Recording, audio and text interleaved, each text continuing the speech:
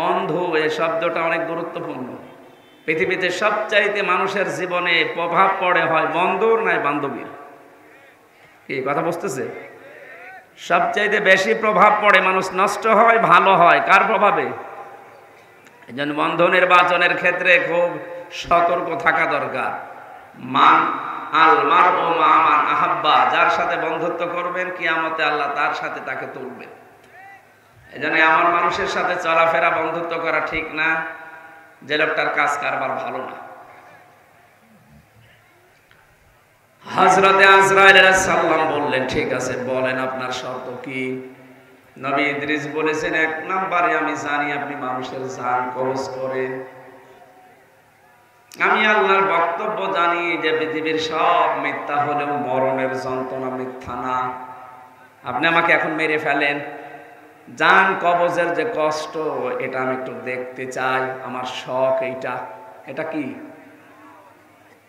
আমি বললাম না ক্লাস চলছে, 1 2 ছেলে মেয়েরা যেভাবে জবাব দেবে এভাবে জবাব দেবে। এটা আমার শখ। কি? আমি শখ করে মরতে চাই, যে কেমন লাগে আমি দেখি। ঠিক আছে। 2 নাম্বার শর্ত আমার, জাহান্নামে মানুষকে আল্লাহ নাকি কষ্ট দেয়, এটা আমি শুনেছি।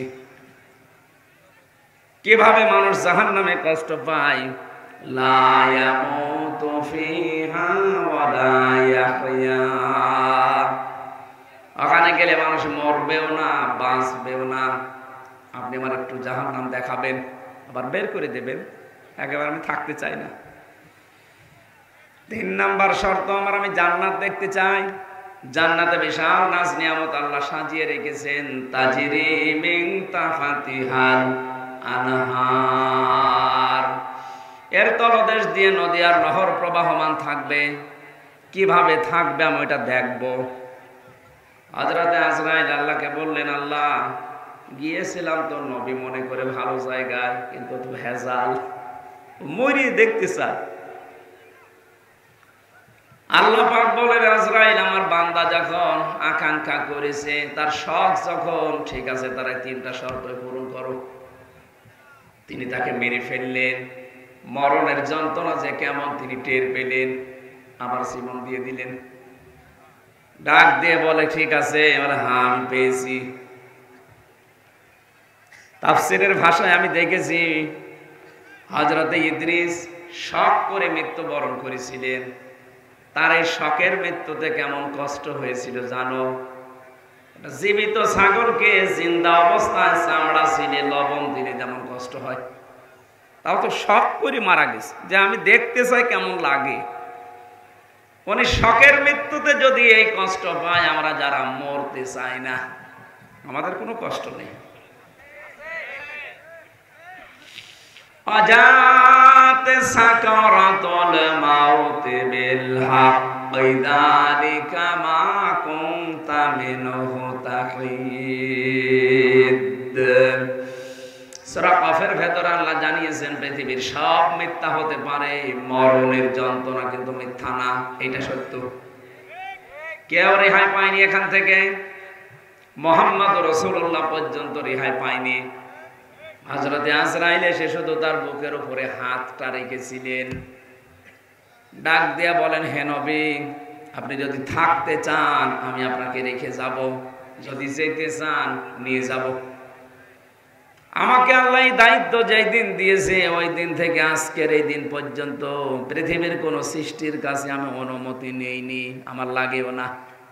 যখন যেটা অর্ডার হয় শুধু নিয়ে চলে আসি। কিন্তু আজকে আমি এসেছি আপনার সাথে অনুমতি নেওয়ার জন্য, আপনি যেতে না চাইলে নিয়ে যাব না। নবীজি জিজ্ঞাসা করেন, আজরাইল কতদিন থাকা যাবে? যতদিন ইচ্ছা আপনার, তারপরে মরা লাগবে। তারপরে মরা লাগবে, এটাই ফাইনাল। কুল্লু নাফসিন যায়িকাতুল মাউত সুম্মা ইলাইনা তুরজাউন। প্রত্যেকের একদিন মরা লাগবে, সবাইকে আল্লাহর কাছে ফিরে যাওয়া লাগবে। নবীজি ডাক দিয়ে বলেন, আজরাইল মরা যখন লাগবে তখন আমি আর নশ্বর দুনিয়ায় থাকতে চাই না, নিয়ে চলো আমার বন্ধুর কাছে। আমি হাদিস পড়েছি নবীজির মৃত্যুর, এই হাদিসটা ইন্তেকালের হাদিস। সাহাবী বর্ণনা করেন নবীজি নিজে জানিয়েছেন, সাহাবী দুনিয়ার মানুষকে জানাবা আজরাইল কিন্তু শুধু আমার হাত বুকের উপরে দিয়েছিল। আমি বলেছিলাম আজরাইল কি করো? উহুদ পাহাড় মনে হচ্ছে বুকের উপরে দিলে। ফেরেশতা বলে, হে রাসূল আমি হাত দিয়েছি শুধুমাত্র, আমি জানি আল্লাহর পরে আপনার স্থান। দুনিয়াতে এত আসানের সাথে কারো জান আমি কবজ করেছি বলে আমার মনে হয় না। বিশ্বনবী বলেন, আজরাইল হাত সরাও, আমি আর সহ্য করতে পারি না। এটাই যদি তোমার হয় আসানি মৃত্যু, তাহলে তোমার আযাবের মৃত্যু কোনটা? বলে একটু শুরু করি তাহলে। নবীজি ওই দিন বলেছেন, আজরাইল যত কষ্ট দেওয়া যায় মৃত্যুর আমাকে দিয়ে দাও, আমার এতিম উম্মতকে তুমি এইভাবে কষ্ট দিও না। গোপন কথা, হযরতে আজরাইল ওই দিন তিনি বলে ফেলেছিলেন, হে রাসূল আপনার উম্মতদেরকে আপনি শেষ কথাটা জানিয়ে যান। এই মানুষগুলো যদি 5 ওয়াক্ত ফরজ নামাজ আদায়ের পরে আয়াতুল কুরসির 10টা ক্ষমতার কথা আল্লাহ দিয়েছেন। কয়টা? 10টা ক্ষমতার কথা আল্লাহ এর ভেতরে দিয়েছেন। কোন উম্মত যদি আয়াতুল কুরসির ওই 10টা ক্ষমতার কথা বিশ্বাস করে ফরজ নামাজের পরে 5 বার পড়তে পারে, আল্লাহ তাকে জান কবজের জন্য আমারে পাঠালে এর চাইতেও আসানে আমি জান কবজ করব। প্রশ্ন পেলাম কি? হযরতে আজরাইল আসবে, জানও কবজ করবে, কিন্তু আয়াতুল কুরসি যদি ফরজ নামাজের পরে কেউ একবার করে পড়ে, 5 ওয়াক্ত নামাজে 5 বার, আমরা যেভাবে পড়ছি এইভাবে না, এর ভেতরে 10টা ক্ষমতা কুদরতের কথা আছে। কয়টা? এগুলো আপনাকে আগে জানা লাগবে, বিশ্বাস করা লাগবে এবং প্র্যাকটিক্যাল লাইফে দেখানো লাগবে যে হ্যাঁ আমি মানি। ঝড় আসলে আপনি উল্টিয়ে যাবেন, ওর নাম পড়া না। কথা বুঝতেছে না? আপনি বোঝেননি, আন্দাজে চিল্লিয়েছে। আজরাইলের শর্ত ছিল কি? আপনার উম্মতদেরকে বলেন তারা যদি আয়াতুল কুরসির ভেতরে আল্লাহর যে 10টা ক্ষমতার কথা আছে, আল্লাহ যে 10টা পাওয়ার শক্তি কুদরতের কথা আল্লাহ দিয়েছেন, এটা যারা 5 ওয়াক্ত ফরজ নামাজের পরে পড়বে, শুধু পড়বে না, বিশ্বাস করবে এবং তাদের জীবনে তারা দেখাবে, তাদের জান কবজ হবে। এমন অবস্থায় মনে হয় মায়ের স্তনে মুখ লাগিয়ে ঘুমিয়ে পড়েছে। তাহলে আমরা যদি আমলটা শুরু করতে পারি, অন্তত মরণের যন্ত্রণা থেকে আমরা রেহাই পেয়ে যাব নাকি? সমস্যা হয়ে দাঁড়িয়েছে যে 10টা বিষয়। আমার তো যতটুকু বাস্তবতা আমি দেখতেছি, দেশে 10টা না, একটা আমরা মানি না। তাহলে আয়াতুল কুরসি কিয়ামত পর্যন্ত পড়ি আপনি কি করবেন? আজরাইলের হাত থেকে যদি মরণের যন্ত্রণা থেকে বাঁচতে হয়, আয়াতুল কুরসি পড়া লাগবে ঠিক, কিন্তু ওই 10টা বিশ্বাস করি। প্রথম নাম্বারে, আল্লাহু লা ইলাহা ইল্লা হুয়াল হাইয়ুল কাইয়্যুম। আল্লাহ পাক এখানে তার প্রথম ক্ষমতার কথা দিয়েছেন, আল্লাহু লা ইলাহা। এই যে ইলাহ, পুরা কোরআন শরীফের ভেতরে একটা ভয়ঙ্কর শব্দ ইলাহ শব্দটা আমরা অনেকেই শুনেছি, কিন্তু বাস্তবে আমাদের অনেকের মেলে না। ইলাহ শব্দের 4টা অর্থ হয়। ইলার প্রথম অর্থ ইলা মানে আইনদাতা। ইলা মানে, একটু আস্তে বলো, আপনি নিরপেক্ষ দৃষ্টি দিয়ে বলেন তো, আপনি কি সত্যি আল্লাহর আইনের পক্ষের লোক? না। হয়তো নামাজ যেটা আল্লাহর আইন ওইটা আপনি পড়তে রাজি আছেন, রোজা আল্লাহর আইন আপনি পড়তে রাজি আছেন। আল্লাহর আইন দিয়ে যে চুরি করলে হাত কেটে দেওয়া যায়, মানুষ হত্যা করলে তাকেও হত্যা করা লাগে, এটা শুনলে আপনার যেন কেমন লাগে? বলে আপনি আল্লাহর আইনের পক্ষের লোক না। আমি কথা বোঝাতে পারিনি।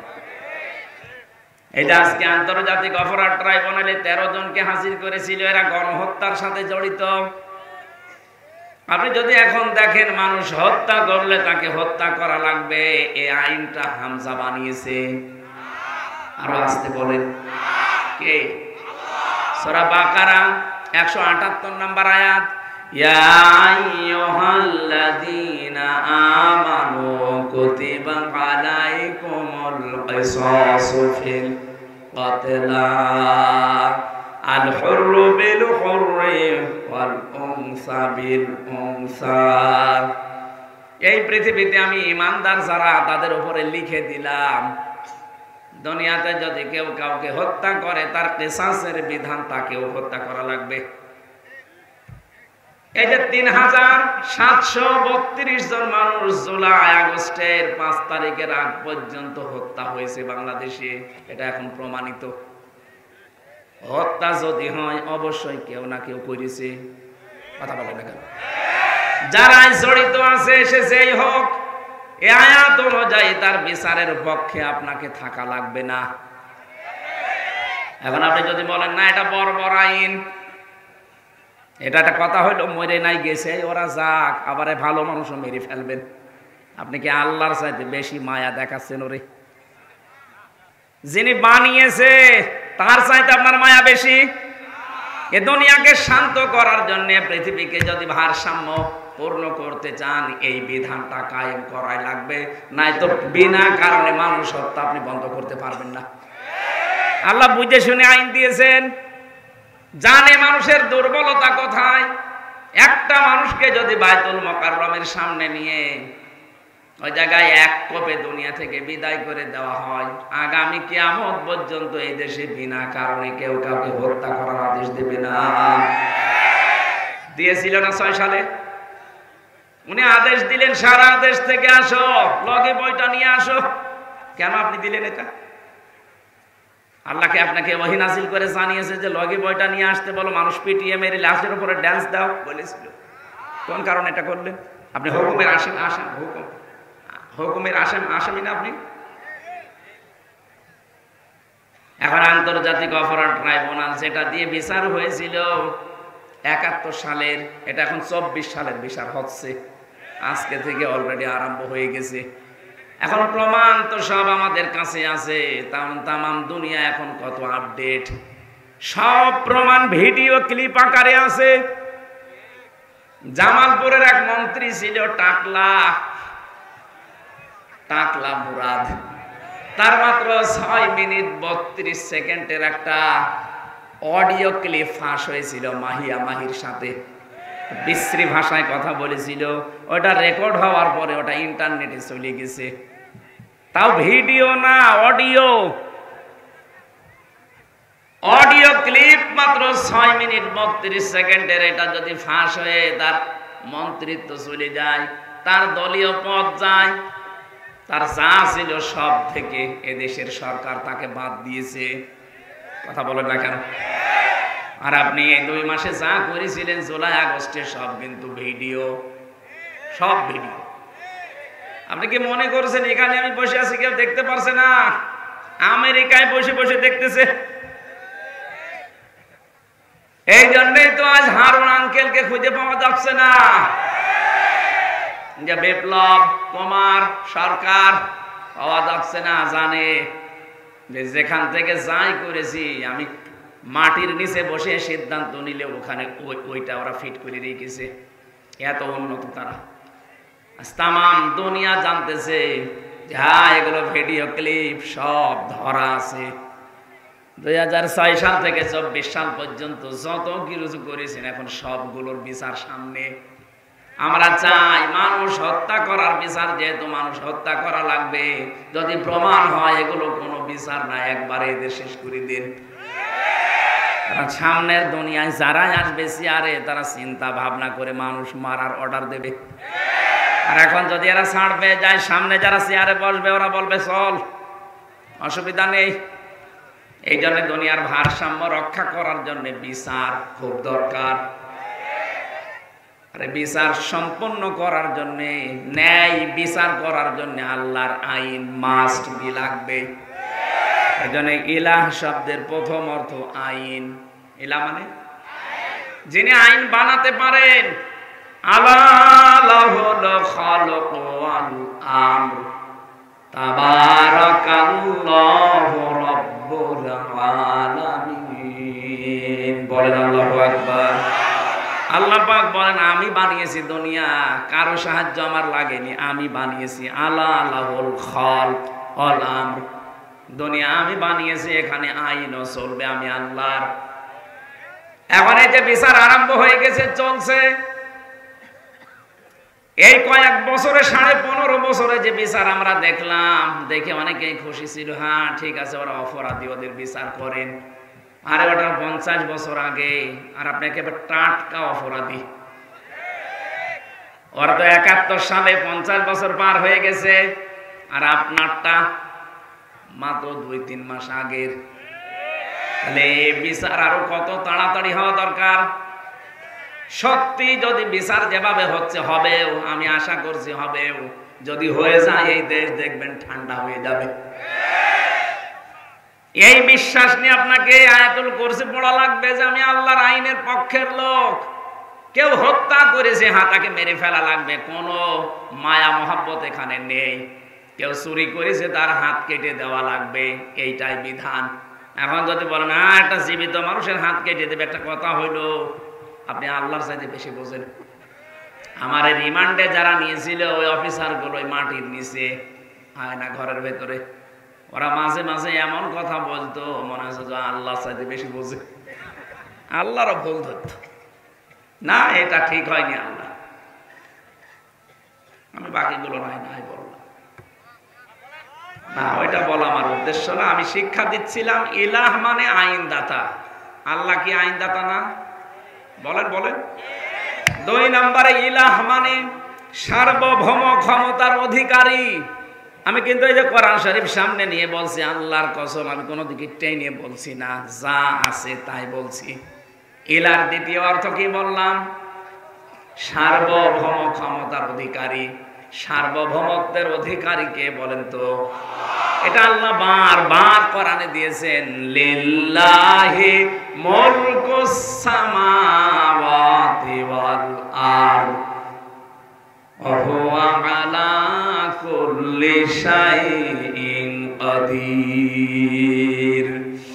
আল্লাহ পাক বলেন এই যে আকাশ জমিনের যে সার্বভৌম ক্ষমতা, মুলকিয়াতের মালিক দুনিয়ার কেউ না, এটা আমি আল্লাহ নিজে। সত্য কথা বলছে, আমি কোরআন একেবারে হাতে নিয়ে আপনি কি মনে করবেন আমি জানি না। বাংলাদেশ জামাত ইসলামী তার নিবন্ধন হারিয়েছে শুধু এই কথাটা তাদের এই সংবিধানে লেখা থাকার কারণে। ওরা যদি বলতো না সার্বভৌম ক্ষমতার অধিকারী আল্লাহ না জনগণ, ওদের জীবনও নিবন্ধন কেড়ে নিতে পারতো না। কারণ এই দেশে যারাই বলে সার্বভৌম ক্ষমতার অধিকারী, ক্ষমতার উৎস জনগণ, তাদের নিবন্ধন সব ঠিক আছে, তাদের তা কেড়ে নেওয়ার কোনো বুদ্ধি নেই। কিন্তু যারা বলে না আমরা জনগণকে ক্ষমতার উৎস মানি না, ক্ষমতার উৎস একচ্ছত্র মালিকানা আল্লাহর, এই জন্য এটা বাদ দিয়ে দিয়েছিল। পরবর্তীতে এখন আবার ফেরত দিয়ে দিয়েছে, কারণ ৯৬% মুসলমান এখানে বাস করে, এখানে বেশি এড়ি তেড়ি করে টিকে থাকা যাবে না। যা করা লাগবে এদের মাথায় কাঁঠাল ভেঙে করা লাগবে। ইলা শব্দের বাকি 2টা অর্থ বললে আপনি মেনে নিতে পারবেন না, রাগ হচ্ছে না যে কি গো আমি আয়াতুল কুরসি পড়বো, সওয়াব হবে 1 করে 10টা, আর এ কি বলে? অথচ আয়াতুল কুরসির প্রথম শব্দ ইলাহ, আল্লাহু লা ইলাহা ইলানে কথা বলছে না কেন? ইলাহ শব্দের প্রথম অর্থ আইনদাতা। আল্লাহ ছাড়া কেউ আইন দিতে পারে না। আল্লাহর আইন বাদ দিয়ে অন্য আইন যারা মানে সে কাফির। এমনকি আল্লাহর আইন বাদ দিয়ে অন্য কোনো আইন দিয়ে যদি কেউ বিচার করে সেও কাফির। এটা আমি বানালাম না, মানে অমাল্লাম ইয়াহকুম বিমা আনজালাল্লাহু ফাউলাইকা হুমুল কাফিরুন। যারা আমার নাযিলকৃত বিধান দিয়ে বিচার করে না, ফায়সালা দেয় না, আমি আল্লাহ বলছি ওরা কাফের, ওরা ফাসিক, ওরা জালিম। 53 বছর দেশটা স্বাধীন হয়েছে, আজ পর্যন্ত তো আল্লাহর বিধান দিয়ে বিচারে দেশে হলো না। অথচ যারাই বিচারপতি দেখবেন অধিকাংশগুলোই মুসলমান। এই যে কালা মানিক, শামসুদ্দিন চৌধুরী মানিক, কত সুন্দর নাম দেখেছেন, বিসি উঠে গেছে। এখন টের পাচ্ছে। আজকে আদালতে তুলেছিল, চোরের মতো যাচ্ছে না। আমি যে বিষয়টা বোঝানোর জন্য বারবার রিপিট করছি, এরপরও যদি ছাত্র যারা আছেন, ছাত্রী যারা আছেন না বোঝেন, আমি কিন্তু আবার ফের ওই শুরুতে চলে যাব। আপনি আয়াতুল কুরসি পড়ে জীবনে আজরাইলের হাত থেকে বেঁচে থাকতে চান, আজরাইল যেন কষ্ট না দেয়। মায়ের স্তনে মুখ লাগানো অবস্থায় মানুষ যেমন ঘুমিয়ে পড়ে, আপনি ওইভাবে ঘুমিয়ে পড়তে চান, তাহলে আয়াতুল কুরসির কয়টা ক্ষমতা বিশ্বাস করে আয়াতুল কুরসি পড়া লাগবে? আরো জোরে। যে দুইটা বললাম এই দুইটাই আছে আপনার নেই, কি পড়ছেন আপনি আয়াতুল কুরসি? একটা অক্ষরে 10টা নেকি হয়, ঠিক আছে। নেকি যদি ধরে রাখার যন্ত্র না থাকে, মাছ আপনি এমন পাত্রে রাখেন যে পাত্রের নিচ বলেন থাকবে কিয়ামত পর্যন্ত মাছ। এজন্য নেকির কাজ যা করেন করেন, কিন্তু এটা যেন ভালো হয়। আল্লাযী খালাকাল মাউতা ওয়াল হায়াতা লিয়াবলুয়াকুম আইয়ুকুম আহসানু আমালা। আল্লাহ আকসারু আমালা দেয়নি যে বেশি বেশি কাজ করো, আমি বেশি কাজ চাই না, আকসারু না, আহসান। আমি কাজটা চাই ভালো, কাজ অল্প হোক কিন্তু কাজ যেন ভালো হয়। এই যে যারা দাঁড়িয়ে আছেন, এ মানুষগুলো যদি ওই জায়গায় বসে পড়তেন, এ পরিবেশটা আরো সুন্দর দেখা যেত, কাজটা আরো ভালো হতো। কিছু মানুষের জন্য হয়তো অসুন্দর লাগছে, তারপরও জায়গা আছে, হয়তো ওদের বসার জায়গায় উপরে কিছু নেই, এই জন্য বসতে চাচ্ছে না, দাঁড়িয়ে থাকে। এই আয়াতুল কুরসি এইভাবে পড়তে পারে, তাকে মরণের সময় কোনো কষ্ট দেওয়া হবে না। আমি সহ যারা এসেছি আজকে দিকে এভাবে পড়তে পারবো না। ক্ষমতার উৎস জনগণ, বলেন বলেন আপনি কোন কারণে আল্লাহু আকবার বলেন? আল্লাহু আকবার মানে আল্লাহ সবার উপরে। এ কথা আরবিতে বললে আপনার কাছে রাজনীতি মনে হয় না, এ কথা আরবি দিয়ে নামাজ পড়লে আপনার নামাজ হয়। অথচ এইটা আমরা সংবিধানে লিখতে চাই, অনেকে এখনো মতামত দিচ্ছে না। যারা মতামত দেয় না তারাও মুসলমান। হ্যাঁ মুসলমান তারা, বলছেন না এদেশে হিন্দু নেই, খ্রিস্টান নেই, বৌদ্ধ নেই, তাদের উপরে একটা অবিচার হয়ে যাবে। আরে শয়তান, এদেশে ৯৬% মুসলমান। কত?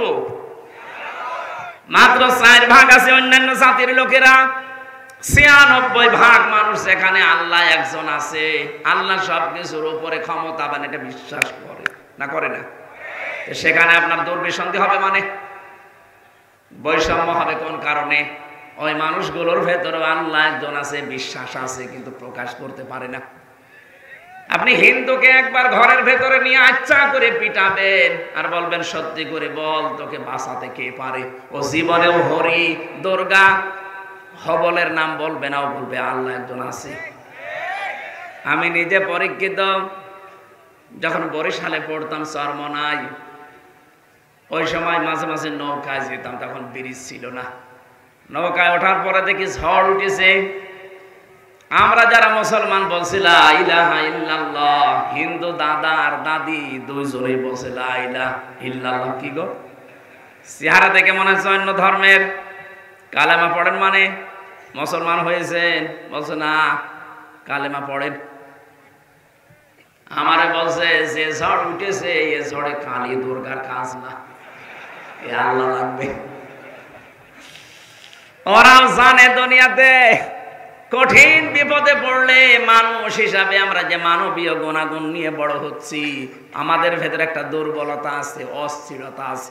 আজকের তেলাওয়াত কিন্তু আয়াতের 3 আয়াত আগে আছে, ইন্নাল ইনসানা খলিকা হালুআ ইযা মাসসাহুশ শাররু জাযুআ ওয়া ইযা মাসসাহুল খায়রু মানুআ। অবশ্যই আমি মানুষকে অস্থির করে বানিয়েছি। বিপদে পড়লে হায় হতাশ করে, হতাশা ঘিরে ধরে, মনে হয় আর মনে হয় সূর্য উঠবে না। কোনো কিছু যদি পাই, আমার নিয়ামত কল্যাণ কিছু পেলেই তখন কৃপণ হয়ে যায়। এগুলো মানুষের স্বভাব। এই জন্য কঠিন বিপদে পড়লে হিন্দু বলেন, খ্রিস্টান বলেন, বৌদ্ধ বলেন, সবাই মনে হয় উপরওয়ালা একজন আছে। জেল থেকে বের হওয়ার আগে এবং জেল থেকে বের হওয়ার পরে 3টা বছর বাদ দিলে আমি বহু দেশে আমার এই ছোট্ট জীবনে গিয়েছি। কতগুলো দেশ আমি ভ্রমণ করে দেখেছি। খ্রিস্টানদের সাথে, ইহুদিদের সাথে, বৌদ্ধদের সাথে আমি মিশে দেখেছি। আর হিন্দুদের সাথে তো পাশের রাষ্ট্রে গেলেই দেখা হয়। যত জায়গায় ওদের সাথে ট্রেনে, বাসে, প্লেনে চড়াচড়ি করে ওদের সাথে ঘোরাফেরা করে দেখেছি। হ্যাঁ, ওই মানুষগুলোর ভেতরে এই বিশ্বাস আছে যে আল্লাহ একজন আছে।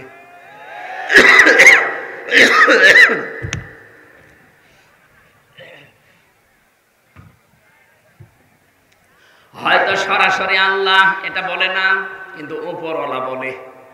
কি বলে? উপরওয়ালা বলে ডাকে। কয়েকদিন আগে আমি ইংল্যান্ডে ছিলাম, কি সিঙ্গাপুরে গিয়েছিলাম। ওখানে খ্রিস্টান বেশি। যে মানুষগুলো আমার সাথে দেখা করতে এসেছিল, যাওয়ার সময় নেতা গোছের মানুষ, তারা ওই দেশ চালায়। ওনারা আমাকে এই শর্ত দিয়েছে যে আপনি কথা বলবেন আপনার ধর্মীয় গ্রন্থ যেটা আছে কোরআনে কারিম, ওরা কোরআন জানে, কোরআন থেকে কথা বলেন, কিন্তু কোনো ধর্মকে আপনি ছোট করবেন না।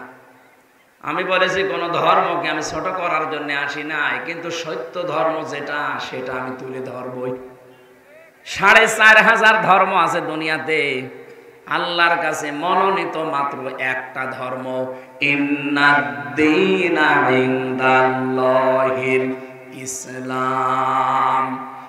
আল্লাহ পাক বলেন আমার কাছে একমাত্র মনোনীত পছন্দনীয় ধর্মের নাম ইসলাম। বাকি 4500 যা আছে সব মানুষের বানানো, মানুষ উলট পালট করেছে। শিক্ষিত মানুষ তো ভেতরে যেহেতু বিবেক আছে একটু নাড়া দিয়েছে। আমি বললাম আপনার এখনই মুসলমান হওয়া দরকার নেই, এখন ঈমান আনা লাগবে না, আপনি চিন্তা ভাবনা করেন। ইংরেজি ভার্সন পাওয়া যায়, কোরআনের তাফসীর বের হয়েছে, আপনি পড়েন।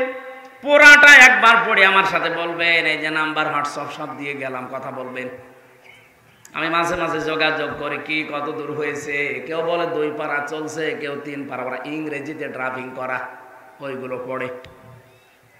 টনি বেলাওয়ারের শালিকা, টনি বেলাওয়ার নাম শোনেননি? এই লোকটার শালি ছিল, ছোট শালি। ও আমেরিকা থেকে ইরানের তেহরান বিমানবন্দরে এসে নেমেছে। ওকে খ্রিস্টানরা গোয়েন্দা হিসাবে পাঠিয়েছে। ও কিন্তু অনার্স মাস্টার্স করা একটা মেয়ে। বিশ্ববিদ্যালয় থেকে, তাও পৃথিবীর নাম করা বিশ্ববিদ্যালয় থেকে অনার্স মাস্টার্স করে, ডক্টরেট করে, পিএইচডি করে এসে নেমেছে। কোটি কোটি ডলার তাকে দিয়েছে যে মুসলমানদের কাছে যাবে তাদের ঈমানটা ধ্বংস করার জন্য। খুব সুন্দরী মহিলা, আপনি ইন্টারনেটে সার্চ দেবেন পাবেন। এত ফর্সা, ওর উপরে যেগুলো দেখা যায় এগুলো যদি এত ফর্সা হয়, বাকিগুলো নাই নাই বললাম। এত সুন্দরী। তেহরান বিমানবন্দরে নামার পরে এক মুসলমান এগিয়ে এসেছে। আমার বিরাদার, এদিকে আসেন। ডাক দেওয়ার পরে বলছে আপনারা ইসলাম মেনে চলেন। আরে ইরান একটা মুসলমান রাষ্ট্র। তেহরানের বিমানবন্দরে নেমেই বলছে আমার একটা ইসলাম জানার জন্য অথেন্টিক বই দিন। ইসলাম আমি জানতে চাই, আমি মানব না, আমি মুসলমান হব না, কিন্তু ইসলাম আমি জানতে চাই। নির্ভেজাল ইসলাম জানা যাবে যেই বই পড়লে, ওই বই দিন। আপনার কাছে কোনো হিন্দু এসে যদি বলে যে আমি মুসলমান হব না কিন্তু আমি ইসলাম জানতে চাই, তার অধিকার নেই। কথা বলছেন না কেন? এ কোরআন শরীফ কি আপনার বাবার নাকি? হাদা বায়ানুল লিন্নাস, বায়ানুল লিন্নাস। এখানে আল হাজা বায়ানুল লিল মুসলিমিন দেয়নি যে মুসলমানদের জন্য না, মানুষ পদবাচ্চে যারা বিবেচিত সবার জন্য কোরআন শরীফ। আমি আপনার বিবেকের কাছে বলছি, কোন খ্রিস্টান এসে যদি বলে হামজা আমি মুসলমান হব না, ঈমান আনবো না, কিন্তু আমি ইসলাম জানতে চাই, আপনি জবাব দিতে পারবেন না যে তার অধিকার নেই? অধিকার আছে না? এখন প্রশ্ন আসতে পারে কোরআন শরীফ ওযু ছাড়া তো ধরা যায় না, ও তো খ্রিস্টান, ও তো হিন্দু মানুষ, ওর তো ওযু নেই। আমি রিমান্ডে এক অফিসার পেয়েছিলাম, দেবদুলাল। এর কোরআন শরীফের যে আয়াত আছে, আমি একটা হাফেজ মানুষ, আমি কোরআনের উপরে অনার্স মাস্টার্স করেছি, অথচ ওর কাছে মনে হচ্ছে যে আয়াত আমার শেখা লাগবে। এমন এমন আনকমন আয়াত বলে, বলে বাংলা অর্থ বলেন। ও রাত 12টার পরে আসতো রিমান্ডে মাটির নিচে, ভোর 6টায় যেত। একা একা যেহেতু কবরের মতো জায়গায় আমি আছি, ঘুম তো আসতে চাই না, ওই অফিসারের সাথে ডিসকাস করতাম, বলেন তো দেখি। আমি প্রথমে মনে করতাম কি গো, এই যে এখানে নাম লেখা থাকে দেবদুলাল, দেখেই বুঝলাম যে নাম যা, এ মনে হয় ফুল হাতা, হাফ হাতা না, ফুল হাতা না। আমি বললাম দাদা আপনি শিখেছেন কোন জায়গা থেকে? বলছে আমি অনার্স মাস্টার্স করা মানুষ। আমি ওই সময় থেকে একটা কিউরিসিটি জেগেছে আমার ভেতরে, একটা অনুভূতি যে আমি মুসলমানদের এই কোরআন শরীফ পড়বো। আমি কিন্তু এখনো মুসলমান হইনি, কিন্তু পুরাটা আমার পড়া আছে। অনেক সূরা তাগামুরের আয়াতগুলো আমাকে শোনাতেন। হ্যাঁ, তেলাওয়াত শুদ্ধ আছে, তেলাওয়াত বেশ সুন্দর, গ্রামাটিক্যাল কায়দা দিয়ে পড়ে। বাংলা অর্থ তো ওর আন্দাজে জানাই আছে, ইংরেজিতে ভার্সন দিত। দেখেন তো এই মানুষগুলো অন্য ধর্মের মানুষ হওয়ার পরে কোরআনে কারিম কত আয়ত্ত করতে পেরেছে। আর এখানে যে হাফেজা মেয়েদের বাবা বসে আছে, আমার মনে হয় এখানে আলেম বাদ দিয়ে বাকি যারা পাবলিক, এদেরও কোরআনের প্রতি এরকম দখল নেই। মুসলমান আমরা। লরেন বোথ এই মহিলা মুসলমানকে বলছে আপনি কোরআন শরীফ আমাকে দেন, নাকি বলেন নির্ভেজাল ইসলাম আমি জানতে চাই। আপনাকে একটা এমন একটা বই দেবেন যে বই পড়ে আমি নির্ভেজাল ইসলাম জানতে পারি। এখন যদি আপনি ফাজাইলে আমাল তুলে দেন, হবে? ওর মধ্যে কত দুর্বল হাদিস আছে। আর অত বলেছে আমি নির্ভেজাল ইসলাম জানতে চাই। পৃথিবীর কোন বই নির্ভেজাল না, একটা বই আছে নির্ভেজাল, কোনো ভেজাল নেই। যালিকাল কিতাবুলা রাইবা ফি। মুসলমান তাকে কোরআন শরীফ দিয়েছে, শুধু না তাফসীর দিয়েছে। এই নেন, এটা পড়লে আপনি নির্ভেজাল ইসলাম জানতে পারবেন। উনি বলছে আমি 3 বছর লন্ডনে ছিলাম, ইরানে ছিলাম, 3টা বছর পড়া কোরআন শরীফ আমি আনাকুম জানাকুম পড়ি নাই, পড়ার মতো পড়েছি। প্রতিটি শব্দের অর্থ আমার একটা না একাধিক অর্থ আমার আয়ত্তে আছে। এটা গিরিশচন্দ্র সেনের নাম শুনেছি, উনি নাকি কোরআন শরীফ প্রথম বাংলা করেছে। না, ওনার আগেও 2 জন করেছিল, নয়মুদ্দিন আর বসমিয়া। এই 2 জন মিলে আগে করেছে আংশিক, আর পূর্ণাঙ্গ কোরআন বাংলায় অনুবাদ করে দেখিয়েছে নরসিংদীর এই গিরিশচন্দ্র সেন। কোরআনের তাফসীর করতে হলে এক একটি শব্দের একাধিক অর্থ আপনার জানা থাকা লাগবে। আমি কোরআনের ছাত্র, সারাটা জীবন আমার এই 33 বছর বয়সের আমার মনে হয় 22 বছরই কোরআনের উপর চলছে। এরপরও আমার যা ধারণা, আমার যা বিশ্বাস, আমাকে যদি বলেন কোরআন শরীফের প্রতিটি শব্দের অর্থ বলেন না, আমার মনে নেই, আমার আবার দেখা লাগবে। শুধু আমি কেন, এখানে যত বড় মহারথী থাকুক, প্রধান অতিথিকে জিজ্ঞাসা করেন তো কোরআন শরীফের প্রতিটি শব্দের অর্থ বলতে পারবে? কেউ পারবে না। অথচ হিন্দু মানুষ, উনি যেহেতু তাফসীর লিখেছে, তাফসীর করার জন্য কতগুলো বিষয় আয়ত্ত করা লাগে, তাহলে এক একটা শব্দের অর্থ কমপক্ষে 33টা পর্যন্ত তার জানা লিখেছে। কয়টা বলেন বলেন? কিন্তু কোরআন তাকে হেদায়েত দেয়নি, কারণ তার মন ছিল না। ও মারা যাওয়ার পরে জানাজা হয়নি, কবরে দেয়নি, পুড়িয়ে ফেলেছে। আজকে কোরআনের একদিন তাফসীর শোনা না। প্রধান অতিথি বলছিলেন আপনি নামাজ পড়েন না, কোরআন শুনতে আসেন। শুধু আজকের এই একদিন না, কিয়ামত পর্যন্ত যদি এখানে তাফসীর হতেই থাকে, আপনার যদি মন তৈরি না হয় যে আমি ভালো হব, হামজা না হামজার বাবা আসলে আপনার কিছু হবে না।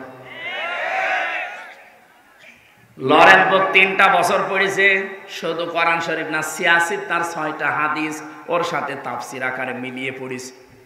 পুরাটা 3 বছর শেষ করার পরে মুসলমান হয়ে গেছে। সাংবাদিকরা ডাক দিয়ে বলছে কি আপনি একজন খ্রিস্টান। তামাম দুনিয়ায় সবচাইতে বেশি মানুষ বাস করে কোন ধর্মে? খ্রিস্টান। বলেন বলেন। এরপরে মুসলমান। আমরা হচ্ছে 175 কোটি, আর ওরা 250 কোটি। বাকি অন্যান্য জাতির লোকরা আছে তামাম দুনিয়ায় 750 কোটি মানুষ আছে, 257টা রাষ্ট্র আছে। সবচাইতে বড় রাষ্ট্রের নাম বাংলাদেশ। কয়েকদিন আগে আমি মালয়েশিয়া ছিলাম, সফর করে দেখলাম বাংলাদেশের চাইতে 8 ডবল বড়। 8টা বাংলাদেশ জোড়া দিলে যত বড় হবে এক মালয়েশিয়া একাই অত বড়। আমি ভারতে বহু রাজ্যে ঘুরেছি, বাংলাদেশের চাইতে 29 ডবল ভারত। বাংলাদেশ 59টা জোড়া দিলে যত বড় হবে এক আমেরিকা একাই অত বড়। তাহলে আমেরিকার কাছে বাংলাদেশ একটা পাড়া না? 59টা বাংলাদেশ জোড়া দিলে যত বড় হয় আমেরিকা একাই অত বড়।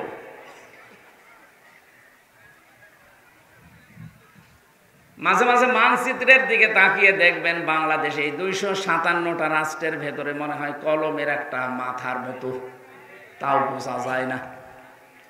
এই বাংলাদেশে এতটুকু জায়গা, এর ভেতরে আমার আসতে তাই হাঁপ লেগে যাচ্ছে। কোথায় কুষ্টিয়া আর কোথায় দিনাজপুরের সেতাবগঞ্জ। প্রায় 11-12 ঘন্টা সময় লাগে আসতে, অথচ আমেরিকা এত বড়। বাংলাদেশের এই তুলনায় বললাম 59 ডবল।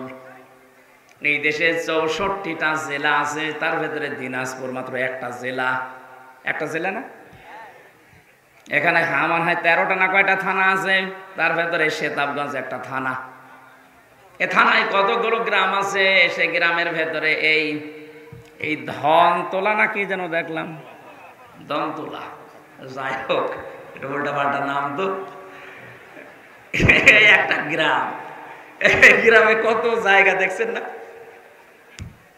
কত শত শত বিঘা জমি পড়ে আছে, তার ভেতরে এইটা একটা জায়গা। এই জায়গায় কত হাজার হাজার মানুষ, তার ভেতরে আপনি একজন। আপনি বলেন তো বাংলাদেশের তুলনায় আপনি কি? কিছুই না। বাংলাদেশের তুলনায় যদি বলেন কিছুই না, তাহলে ভারতের তুলনায় আরো কিছু না। আমেরিকার তুলনায় আপনাকে তো খুঁজেই পাওয়া যাবে না। এখন প্রশ্ন আসতে পারে, আল্লাহকে আমার দিকেও দৃষ্টি দিয়েছে? হ্যাঁ, বিশাল সমুদ্রের নিচে যে পাথর আছে, পাথরের উপরে কালো পিপিলিকা হেঁটে যায়, ওই পিপিলিকার পায়ের আওয়াজ পর্যন্ত আল্লাহ আরশে বসে শুনতে পায়। এই আমার আল্লাহ। লরেন বোতের কথা বলছিলাম এই জন্যে, মেয়েটা পড়ার পরে মুসলমান হয়ে সাংবাদিকরা বলছে আপনি খ্রিস্টান, বেশি মানুষ খ্রিস্টান ধর্মে, আপনি খ্রিস্টান থাকতে পারতেন, আর একটু ভালো খ্রিস্টান হবেন, আপনারা মুসলমান হয়ে গেলেন মানে। লরেন বুথ বলেছে, দেখো আমি এসেছিলাম ভুল ধরার জন্যে। পুরা কোরআন আমি আনাকুম জানাকুম তানাকুম পড়ি নাই, পড়েছি একেবারে বুঝে 3 বছর সময় লাগিয়ে পুরাটা আমি শেষ করেছি কয়েকবার। আমি 51 জায়গায় লাল দাগ দিয়েছিলাম যে ভুল পাওয়া গেছে। মুসলমানরা বলে না রয়বাফি কোনো ভুল নেই, আমি তো পেয়েছি 53 জায়গায় ভুল পেয়েছি। কি করলেন? বলে শেষ নাম্বার জায়গায় যে দেখি যে আয়াতে ভুল ধরি, তার আগের আয়াতে পরের আয়াতে ওই জবাব আল্লাহ আগে দিয়ে দিয়েছে। শেষ পর্যন্ত আমার জীবনের ভুল ধরা পড়ে গেছে, আমি আর ওই লাইনে নেই। আমার বাপ দাদার ধর্ম ত্যাগ করে আমি কিন্তু যেমন তেমন মানুষের আত্মীয় না। লরেন বুথ, টনি বেলাওয়ারের শালিকা, আমেরিকার সাবেক প্রেসিডেন্ট। আমি যে কথাটা বোঝানোর জন্য পর্যন্ত এসেছিলাম, এই মহিলাটা কোরআনে কারিমের কাছে আসার কারণে, বোঝার কারণে এই মানুষটাকে আল্লাহ কোথায় পৌঁছিয়ে দিয়েছেন আজকে। আজ যদি আমরা আয়াতুল কুরসিটা ঠিক এইভাবে 10টা ক্ষমতা বিশ্বাস করে পড়তে পারতাম, আজরাইল যে কথা গোপন ভাবে নবীজিকে জানিয়েছিলেন, আল্লাহর কসম আমাদের মরণের সময় আযাব হতো না। এদের মরণের যন্ত্রণা আমি টের পেলাম শক করে। আপনারা কি ঘুমাচ্ছেন? হযরতে আজরাইল ডাক দিয়ে বলেছেন, ঠিক আছে চলেন আপনাকে আমি জাহান্নাম দেখাবো। জাহান্নামের বিভিন্ন জিনিস দেখানোর পরে বলছে আমারে বের করেন, আমি আর থাকতে চাই না। ঠিক আছে চলেন। জান্নাত দেখতে চাই। জান্নাতে প্রবেশ করার পরে বলছে কি দেখা হয়েছে? বলে হ্যাঁ দেখলাম, চলেন এবার।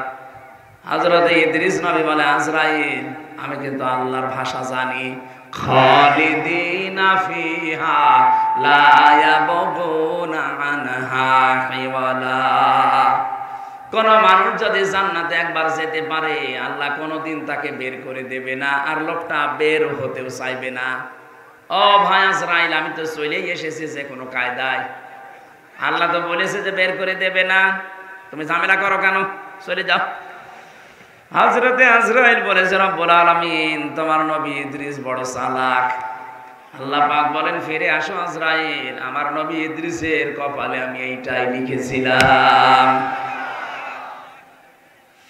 আমি কথাটা বোঝানোর জন্য এই হাদিসটা নিয়ে এসেছি যে জান্নাতে কোনো মানুষ যদি একবার প্রবেশ করতে পারে, আল্লাহ পাক তাকে বের করে দেয় না, সে বের হতেও চায় না। এটা যে নবীজির ভাষায় জান্নাতের বাগান, আপনি বিশ্বাস করেন তো? কথা বলেন না কেন? তার মানে এখানে আমরা যারা এসেছি, এই প্যান্ডেলে যারা আছি, আমরা সবাই নবীর ভাষা অনুযায়ী জান্নাতি। বলেন বলুন। আল্লাহ আমাদেরকে বের করে দেবে না, আর আমরা বের হতে। এখন দেখেন কোনটা চলে যাচ্ছে। যেইটা যাবে বুঝবেন ওর জান্নাত ভালো লাগছে না। অন্তত আল্লাহ ধারণ করে এ পর্যন্ত যখন বসিয়েছেন, তাফসীরুল কোরআন মাহফিল আপনি লিখে দিয়েছেন, তেলাওয়াতকৃত আয়াত থেকে আমরা তাফসীর আকারে কথা বলতে চাই। আমা তাওফীকি ইল্লা বিল্লাহ।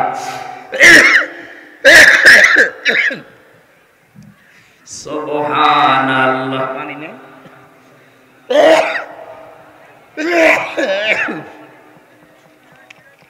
হয়ে যাবে। আমি কয়েকটা আমলের কথা এখন বলছি, নারী এবং পুরুষ সবার জন্য প্রযোজ্য। সব সময় অজু থাক আর না থাক, শরীর পাক থাক আর না থাক, সব সময় মুখে জারি রাখবেন আস্তাগফিরুল্লাহ ওয়া আতুবু ইলাইহি, আস্তাগফিরুল্লাহ ওয়া আতুবু ইলাইহি। যদি এটা বেশি বড় হয়ে যায়, শুধু বলবেন ইগফিরলি ইগফিরলি অথবা আস্তাগফিরুল্লাহ আস্তাগফিরুল্লাহ। এটা পড়লে মানুষের মনের ভেতরে যে অশান্তি আছে, আল্লাহ বলেন আমি নিজে ওইটা দূর করে দেই। আর একটা আমলের কথা বলছে, বিপদ আপদে মুসিবতে সব সময় লেগে আছে। যদি পারেন, পারতপক্ষে দরুদ শরীফ পড়ার চেষ্টা করবেন। আল্লাহুম্মা সাল্লি আলা মুহাম্মাদ এতটুকু পড়েন, অথবা সাল্লাল্লাহু আলাইহি ওয়াসাল্লাম। আল্লাহুম্মা সাল্লি আলা মুহাম্মাদ ওয়া আলিহি ওয়া আসহাবিহি ওয়া বারিক ওয়া সাল্লিম। এরপর আরো দুইটা আমল আছে। নবীজি বলেন, কেউ যদি এটা সব সময় বলে, হাসবুনাল্লাহ হাসবুনাল্লাহু ওয়া নি'মাল ওয়াকিল, নি'মাল মাওলা ওয়া নি'মান নাসির। আর ইউনূস নবী বিপদে পড়ে যে দোয়া পড়েছিলেন, ওইটাও পড়তে পারেন। লা ইলাহা ইল্লা আনতা সুবহানাকা ইন্নী কুনতু মিনাজ জালিমিন। কয়টা বললাম মনে আছে আপনাদের? 1 নম্বরে আস্তাগফিরুল্লাহ, 2 নম্বরে দরুদ শরীফ, 3 নম্বরে আপনি সব সময় চলতে ফিরতে হাসবুনাল্লাহ অথবা লা হাওলা ওয়ালা কুওয়াতা ইল্লা বিল্লাহ এ পর্যন্ত। সব সময় যদি মনের ভেতরে মুখের ভেতরে জারি থাকে, কঠিন বিপদ আকস্মিক অ্যাক্সিডেন্ট থেকে আল্লাহ বাঁচিয়ে দেবে। আপনারা জানেন, কয়েকদিন আগে মাওলানা আব্দুল হাই সাইফুল্লাহ বড় ভাই আমার অ্যাক্সিডেন্ট করে ওনার এই চোখ প্রায় নষ্ট হয়ে গেছে। ডাক্তাররা এখন চিকিৎসা চালাচ্ছে, আশা করছি সুস্থতার দিকে যাবে। দিনের একজন মুখলেস দায়ী ছিলেন, এদেশে শিরিক আর বেদাতের বিরুদ্ধে বজ্রকণ্ঠ ছিল তার। নওগাঁর সন্তান, আমার বিশ্ববিদ্যালয়ের শ্রদ্ধাভাজন বড় ভাই। আমি আল কোরআনের ছাত্র, উনি আল হাদিসের। ডক্টর মরহুম আব্দুল্লাহ জাহাঙ্গীর রহমতুল্লাহ আলাইহির ছাত্র। বড় ভাই আব্দুল হাই মোহাম্মদ সাইফুল্লাহ, আল্লাহ যেন শেফায়ে কামেলা আজেলা দান করেন। খুব তাড়াতাড়ি সুস্থ করে আবার কোরআনে কারিমের এই ময়দানে আল্লাহ তাকে ফেরত দেন, বলেন আমিন। কিছু ষড়যন্ত্র আছে, গোপন ষড়যন্ত্র চলছে। দ্বীনের দায়ী যারা সঠিকভাবে কোরআন প্রচার করে, তাদেরকে আব্দুল্লাহ জাহাঙ্গীর স্যারের মতো চাপা দিয়ে মেরে ফেলার চেষ্টা আছে অনেকে। ওনার অবস্থা ওই রকম, সামনে থেকে একটা, পেছন থেকে আর একটা, গাড়ি 2টা দমড়িয়ে উনি যে বেশি আছে শুকরিয়া। আমরা চাই এরকম ষড়যন্ত্রের যেন তদন্ত হয়, নয়তো সামনে আমাদের জীবনও ঝুঁকির ভেতরে। কথা বলো না কেন? আমি আবার এই লক্ষাধিক মানুষ নিয়ে দোয়া করছি। আব্দুল হাই মোহাম্মদ সাইফুল্লাহ বড় ভাইকে আল্লাহ শেফায়ে কামেলা আজেলা দান করেন, বলেন আমিন। পরিবারস্থ লোক, তার স্ত্রী, মেয়েগুলো অসহায়, তারাও মাজলুম মানুষ। এই মানুষগুলো যেন ধৈর্য ধারণ করে, তার মা বাবার কাছে আল্লাহ সন্তানটাকে যেন আবার সুস্থ অবস্থায় ফিরিয়ে দেয়। তাহলে মুসল্লিদের কথা বলছিলাম, নিয়মিত করবেন আপনি, 2 ওয়াক্ত পড়েন 3 ওয়াক্ত পড়েন না, কোন কারণে বলেন তো? আপনার কি মনে হয় যে নামাজ এরকম ইয়ারকি মারা জিনিস? কোন মানুষ যদি নামাজ ছেড়ে দেয়, আল্লাহ বলেন আমি ওকে ছেড়ে দেই। টের পেয়েছেন কি বললাম? কোন মানুষ যদি ফরজ নামাজ বাদ দিয়ে দেয়, আল্লাহ বলেন আমি ওকে বাদ দিয়ে দেই। আপনি যে আল্লাহর বান্দা, এ কথা আল্লাহ স্বীকার করে না। কিয়ামতের ময়দানে আল্লাহ মানুষের ভেতরে যখন বিচার করবেন, হঠাৎ এই আলতাফুরকে সামনে নিয়ে হাত ধরে নবীজি বলবেন এই যে আমার উম্মত, বিচার করেন। আল্লাহ বলবেন বিচার করা যাবে, কিন্তু এইভাবে না, ঘিরের কুদরতের চাদর দিয়ে চারিদিকে ঘিরে ফেলবে আলতাফকে। আল্লাহ ডাক দিয়ে বলবে বান্দা এই এই কাজগুলো করেছিলি, আপনার 60 বছর 70 বছরের রেকর্ড আল্লাহ দেখাবে। প্রশ্ন আসতে পারে এত বড় রেকর্ড কোথায় পাবে? আরে ভাই, একটা সিডি ক্যাসেটের ভেতরে 2.5-3 ঘন্টার ওয়াজ যদি আপনি এতটুকু জায়গায় সেভ করে রাখতে পারেন, 2 কাঁধে যে ফেরেশতা আছে ওরা মেমোরি কার্ড নিয়ে বসে আছে, চোখের পলক পর্যন্ত তারা লিখতে আছে।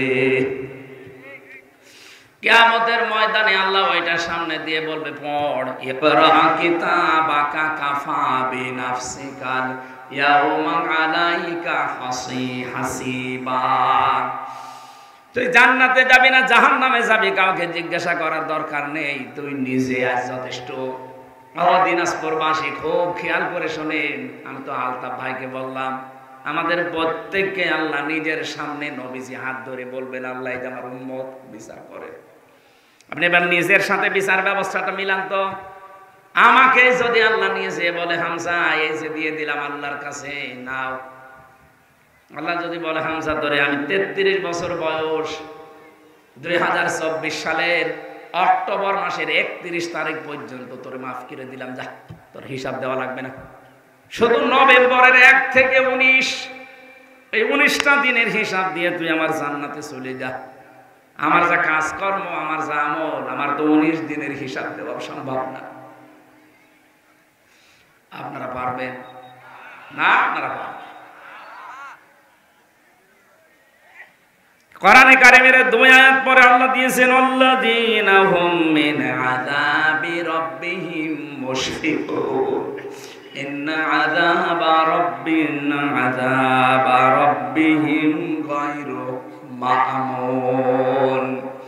এই মানুষগুলো তাদের রবের যে সাজা শাস্তি এটা নিয়ে ভীত সন্তুষ্ট থাকে, আর রবের শাস্তি থেকে নিঃশংস থাকা যায় না। কখন কাকে আল্লাহ ধরে কেউ বলতে পারে না। 24 ঘন্টা আমরা আতঙ্কের ভেতরে আছি। আল্লাহ পাক আমার সামনে মনে হচ্ছে আমাকে দেখে দেখে আমি জীবন চালাচ্ছি, এটা যতদিন পর্যন্ত মনের ভেতরে বিশ্বাস না আসবে আপনার দ্বারা গোনা ছেড়ে দ্বারা সম্ভব না। এখন তো গোনার বাজার চলছে, কথা বলে না কেন? মোবাইলটা যাদের আছে, কম্পিউটার আছে, যাদের ডিশ লাইন আছে,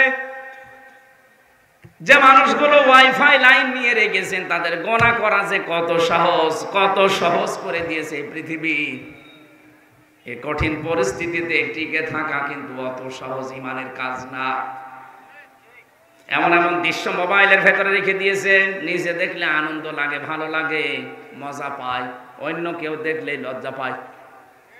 এমন দৃশ্য নেই? যাদের মোবাইলে আছে এই মুহূর্তে ডিলিট করা লাগবে। শব্দের দিকে তাকান, ইন্না আযাবা রাব্বিহিম গায়রু মা'মুন। আল্লাহর আযাব থেকে কেউ নিঃশংস থাকা ঠিক না। কখন আল্লাহ আপনাকে মরণ দিয়ে দেয়, এখনই মরে গেলে কিন্তু মোবাইলটা আপনার স্ত্রী, আপনার বোন, আপনার ভাই, আপনার মা বাবা ব্যবহার করবে। একথা বলছেন না কেন? এখন বাড়ি যেতে পারলেন না, মনে করেন মরে গেলেন, মোবাইলটা ব্যবহার করবে আপনার বাবা। কে? আপনার বাবা যদি দেখে যে এর ভেতরে উলঙ্গ নাচ, আমার এই হামজা বসে বসে দেখতো, মরে যাওয়ার পরে কি ধারণা করবে বলেন? দোয়া করা, বলবে আল্লাহ ওরে আরো দাও। সুতরাং এই মুহূর্তে আমি সহজার আছি, যেটা দেখলে নিজের শান্তি পাওয়া যায়, আনন্দ পাওয়া যায়, অন্য দেখলে লজ্জা পান, এই মুহূর্তে ডিলিট করেন। আমার এটার ভেতরে শুধু লেকচার আছে স্যারদের, আন্তর্জাতিক স্কলার যারা, আর আমার বিশ্ববিদ্যালয় স্যারদের লেকচার আমি প্রায় 250 উপর রিসিভ করে রেখেছি। দেখার মতো শুধু ওইটাই, আর বাকি আমার পরিবারের আমার মেয়ের ছবি আছে, ছোট মেয়েটা। আপনার মোবাইলে এই মুহূর্তে যদি ডিলিট না করেন আমি ওয়াজ করব না। করেন, সময় দিলাম 30 সেকেন্ড, করেন। এখনই ওয়াজ আমল করা লাগবে, করেন, তাড়াতাড়ি করেন। এই যে একজন করছে, এই কি করো কি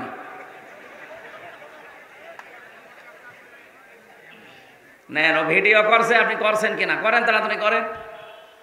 যার মোবাইল আছে অ্যান্ড্রয়েড মোবাইল, এই মুহূর্তে মোবাইল থেকে ভিডিও অপশনে যান।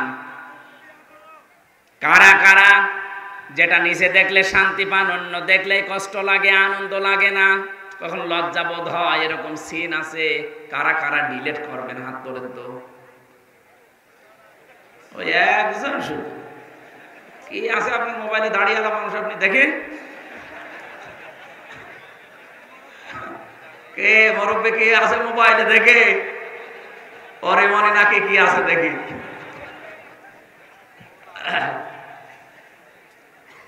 বাটন মোবাইল নিয়ে এসেছে, ও কি দেখবে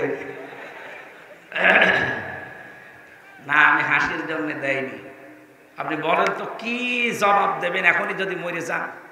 আর মোবাইলটা নিয়ে যদি আপনার বউ দেখে, বলবে কি নিয়ে সংসার করতাম না, বুঝুন এর চরিত্র এত খারাপ। এটা বলবে না বলবে না? বলেন, বলবে না?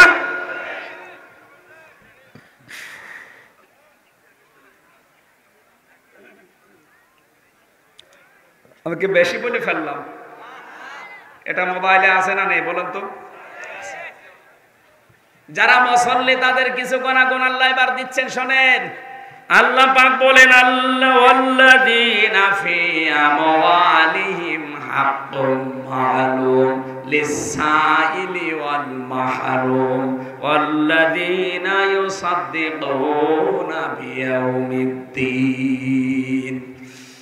যারা মুসল্লি হবে, এই মানুষগুলো সত্যিকার অর্থে যদি নামাজি হয়, মাল সম্পদের প্রতি তাদের মহব্বত আস্তে আস্তে কমতে থাকবে।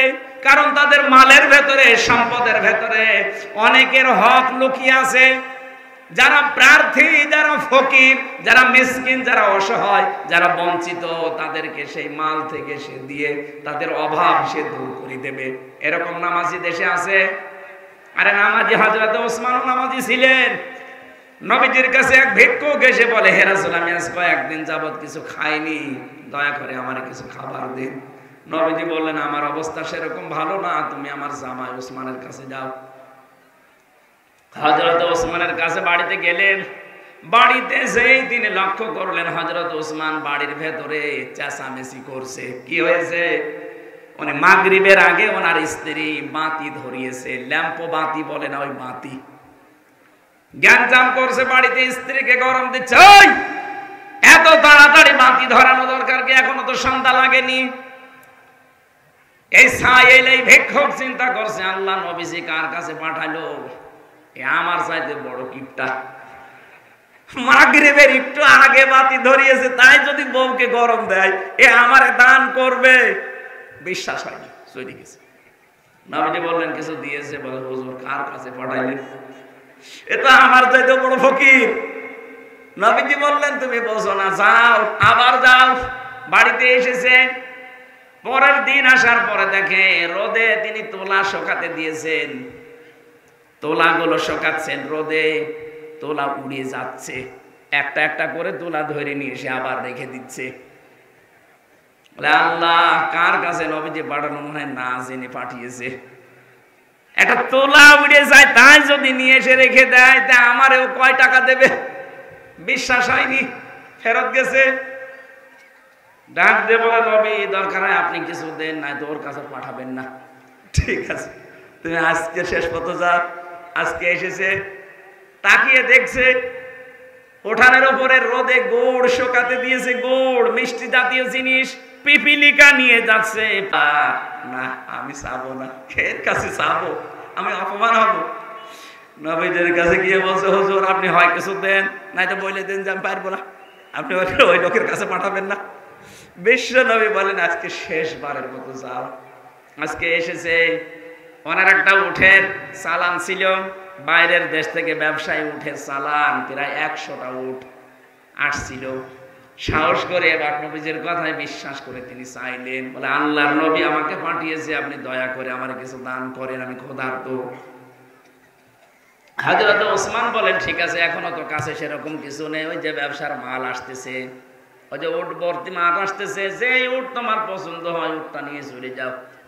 লোকটা বলছে আল্লাহ এ কি আর কি করছে, ছেলেটা পিপিলিকার মুখ থেকে গুড় কেড়ে নিতে পারে, তুলা উড়ে গেলে তুলা আবার নিয়ে এসে রেখে দেয়, সন্ধ্যার আগে বাতি ধরালে বউকে গরম দেয়, আরে বলছে উট ভর্তি মাল আমার নিয়ে চলে যাও। না, আপনি সত্যি করে বলেন তো, আপনি কি আমার সাথে ঠাট্টা করেন কেন? আমি কিন্তু 3 দিন এসেছি আপনার বাড়িতে, আজকে দিয়ে 4 দিন আসলাম, 3 দিনের যে আচরণ দেখলাম আজকের সাথে মিলছে না, সত্যি করে বলেন আপনি কি করেন? হযরত ওসমান বলে দেখো আল্লাহর বান্দা, প্রথম দিন এসে তুমি দেখেছো আমি গরম দিয়েছি স্ত্রীকে, এমনি না, আমি জানি পৃথিবীতে আল্লাহ পাক শুধু অপচয়কারীকে শয়তানের ভাই বলে আখ্যা দিয়েছে। ইন্নাল মুবাদ্দিরিনা কানু ইখওয়ানা শায়াতিন, দুনিয়ায় যারা অপচয় করে এরা কিন্তু শয়তানের ভাই। পৃথিবীর কোন অপরাধ করলে শয়তানের ভাই, এ কথা কোরআনে আমি পাইনি। এই একটা আয়াত সূরা বনী ইসরাঈলে আছে, যারা অপচয় করে ওরা আর মানুষ থাকে না, ওরা শয়তানের ভাই হয়ে যায়। মাগরিবের আগে আমার স্ত্রী লম্প বাবাতি ধরিয়েছে, কোন কারণে যে অপচয় করবে এটা তো আমি মেনে নিতে পারি না, এই কারণে তাকে গরম দিয়েছিলাম শিক্ষা দেওয়ার জন্য। দ্বিতীয় দিন যে তোলা উড়ে যাচ্ছিল, তোলা আসলে আমার ছিল না, আমার কাছে আমার বন্ধু রেখেছিল আমানত, নষ্ট হয়ে যাচ্ছিল, আমি শোকাতে দিয়েছিলাম। মানুষের আমানত আমার কাছে আছে, সেটা উড়ে চলে যাবে, আর আমি আমানত বসে বসে খেয়ানত করব না, এই শিক্ষা আমি পাইনি। আজ বাংলাদেশের মানুষ যারা দায়িত্বে ছিল, 1628 জন মানুষ দায়িত্বে ছিল, এই মানুষগুলো যদি হযরত ওসমানের মতো এইভাবে অ্যাক্টিভ ভাবে কাজ করত, আল্লাহর কসমে দেশ থেকে কিয়ামতের আগে তারা ক্ষমতা থেকে যেত না। আপনি আমানতের দায়িত্ব পেয়ে সব খেয়ানত করে বসে আছেন। ভূমির দায়িত্ব দেওয়া হয়েছিল জমি জায়গার, যে মন্ত্রী, ভূমি মন্ত্রী, তাও প্রতিমন্ত্রী, সেই লোকটার নাকি 620টা বাড়ি। কয়টা লাগে বাড়ি আপনার বলেন, কয়টা লাগে বাড়ি? 64 জেলাতে 64টা হলে তো হয়, 620টা বাড়ি বানিয়েছেন আপনি।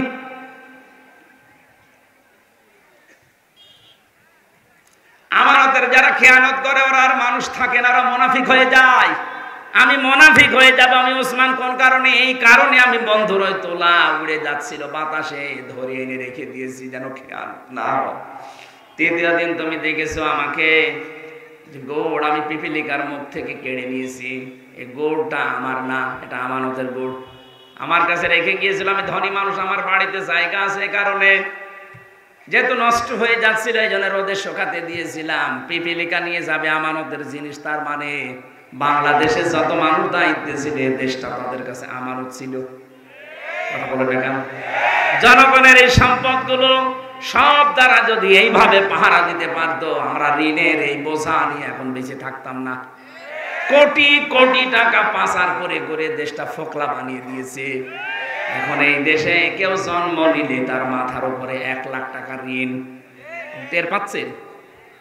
তাহলে আপনি যে আমার ওট ভর্তি করায় জিনিস দিয়ে দিচ্ছেন না, এটা আমার আখেরাত তৈরি হচ্ছে। আলতাফ সাহেব যে মাদ্রাসা বানিয়ে দিয়েছে প্রায় 18 লক্ষের উপরে খরচ করে, জমি জায়গা দিয়ে বিল্ডিং বানিয়ে। আমার মহাতামিম না কে যেন বলছিল প্রায় 16 থেকে 18 লাখ টাকা খরচ। ওনার জীবনে আর যা করেছে সবগুলোর হিসাব দেওয়া লাগবে। কোরআনে কারিমের প্রচারের জন্য 18 লক্ষ টাকা কিয়ামতে আল্লাহ ওনার হিসাবের বাইরে রাখবে। তিরমিজি শরীফের হাদিস, নবীজি জানিয়েছেন 3টা জায়গায় পয়সা খরচ করলে আল্লাহ হিসাব নেয় না। 1 নম্বরে যারা পরিবারস্থ লোকদের জন্য খরচ করে, মা বাবা স্ত্রী সন্তানেদের। 2 নম্বরে যে মানুষগুলো দুনিয়াতে দিন কায়েমের জন্য চেষ্টা করছে তাদের পেছনে খরচ করে। 3 নম্বরে যারা এই পৃথিবীতে কোরআন প্রসারে কোরআন কায়েমে যারা আছে তাদের পেছনে খরচ করে। আপনি নিজে যদি সরাসরি যেতে না পারেন, যারা করে এইগুলো তাদেরকে দেবেন, এই টাকার হিসাব দেওয়া লাগবে না। কি করবেন আপনার টাকা দিয়ে যদি দিনের কাজই না হয়?